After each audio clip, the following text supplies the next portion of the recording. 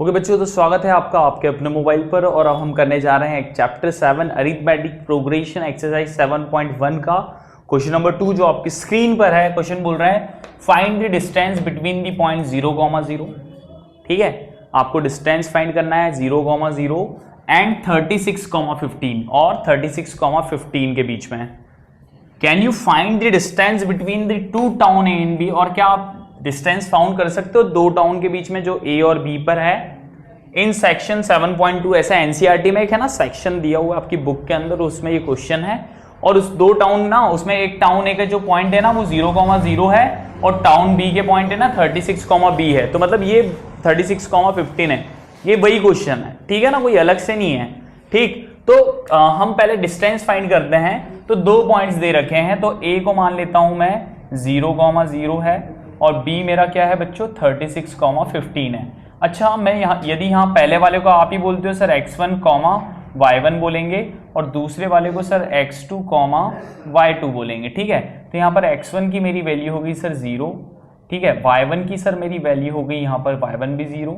Sir x2 की value हो गई मेरी यहाँ पर 36 और सर y2 की वैल्यू यहाँ पर हो गई मेरी 15 होगी बच्चों। क्या होगी 15। अब सर इनके बीच में डिस्टेंस फाइंड करना है, ए और बी के बीच में डिस्टेंस। तो सर मैं ए बी के बीच में जो डिस्टेंस निकालता हूँ उसको मैं डिस्टेंस फॉर्मूला से निकाल लूंगा x2 माइनस x1 का whole square plus y2 minus y1 का होल स्क्वायर। ठीक है बच्चों, यहाँ पर अंडर रूट जब मैं x2 की वैल्यू लिखता हूँ तो क्या लिखूंगा 36 माइनस 0 दैट इज x1 मेरा क्या है 0 का whole square plus y2 that is 15 minus y1 0 का होल स्क्वायर। ठीक है, ए बी। ठीक, अब जब मैं ए बी की वैल्यू निकालता हूं तो 36 माइनस 0 क्या होगा बच्चों, कुछ बच्चे हैं ना इसको 0 लिख देते, नहीं बेटा 36 माइनस 0 36 ही होगा plus whole square plus 15 minus 0 15 का होल स्क्वायर। अच्छा, 36 का होल स्क्वायर क्या आता है तो वो अपन नापा निकाल लेते हैं। 36 मल्टीप्लाई 36 6 6 जा 36 6 3 6 3 जा 18 और ये हो गया 21 प्लस 3 6 जा 18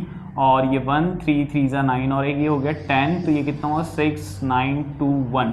तो ये हो जाएगा आपका A B equal to under root क्या आ जाएगा 1296 प्लस 15 का होल स्क्वायर कर रहे हैं तो 15 का होल स्क्वायर 15 इंटू 15 15 5 जा 75 की 5 7 15 1 जा 15 15 7 2।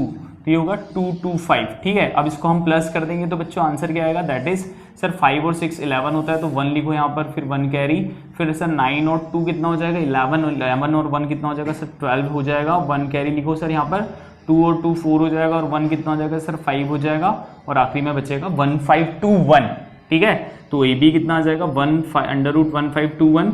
अब इस 1521 को हम कैसे निकालेंगे भाई, रूट से बाहर। ये क्लास 8th का है ना, 8th में आपने पढ़ा है, तो मैं इसको यहाँ पर रफ कर देता हूँ और मैं बताता हूँ इस अंडर रूट 1521 को हम कैसे बाहर निकालेंगे।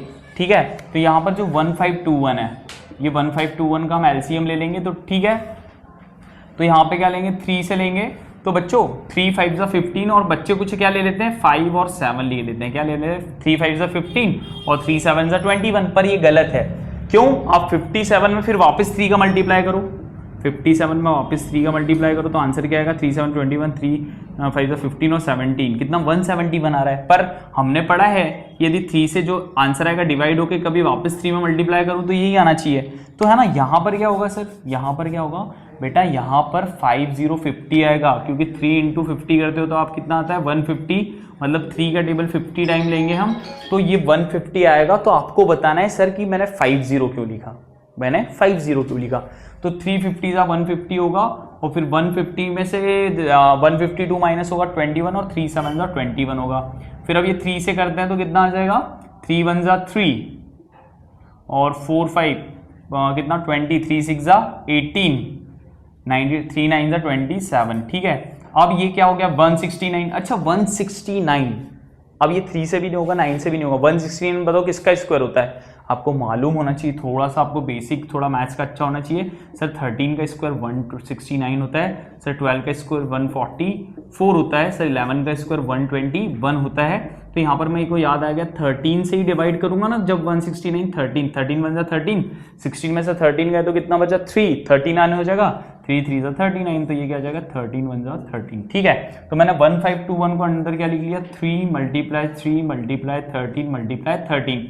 अब 2 3 में से एक 3 बाहर, 2 13 में से एक तेरा बाहर, तो ए बी के बीच का डिस्टेंस कितना आ गया बताओ बच्चों, ए बी के बीच का डिस्टेंस आ गया, वो आ गया 39। ठीक है, अब ये क्वेश्चन पूछ रहा है can you find the distance between two town A and B. अच्छा, ये एनसीईआरटी का कोई ना पैराग्राफ दिया था, उसमें है ना टाउन ए की जो लोकेशन दे रखी थी वो 0,0 दे रखी थी और टाउन बी की लोकेशन 36,15 रखी है।